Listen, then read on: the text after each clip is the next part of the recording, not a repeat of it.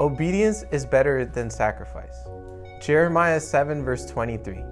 But this command I gave them, obey my voice, and I will be your God, and you shall be my people, and walk in all the way that I command you, that it may be well with you.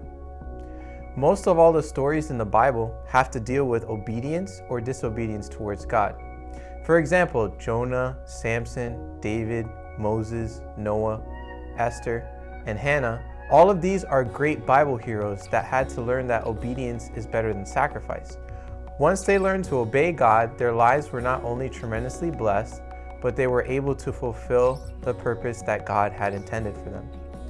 Obedience is often looked at in a negative way. For some reason, society had attached a negative connotation to one who obeys. It is looked at as forced servitude instead of humbled service. Obedience does not make one weak. It is simply acknowledging a greater power or authority that is pushing you in the right direction.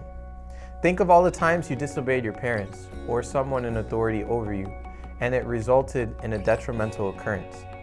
To you, that occurrence might not have been the punishment of not obeying, but to the person in authority, the punishment is to reinforce the practice of obedience to prevent larger natural consequences from occurring. Let's look at Adam and Eve, for example. The first family in the Bible, they were told not to eat of the tree of good and evil. When they disobeyed, God had to punish them to remind them that obedience is better than sacrifice. Because of their disobedience, they had to sacrifice living in the beautiful garden and had to struggle for the rest of their lives.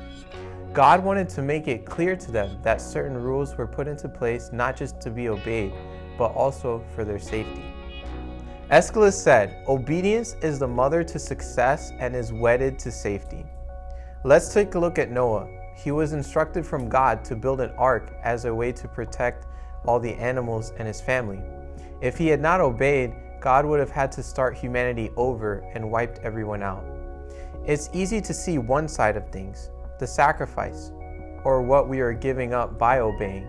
But instead of looking or focusing on what we're giving up, let's focus on what we are getting through faith in Jesus by obeying his commands. These commandments are in place to assure our safety and devotion to God. We show our love by just simply obeying. Jesus says in John 14 verse 15, "If you love me, you will keep my commandments." So let us continue to show that love to Jesus and increase our faith by obeying him, not out of fear or punishment of rebuke, but out of wisdom and love.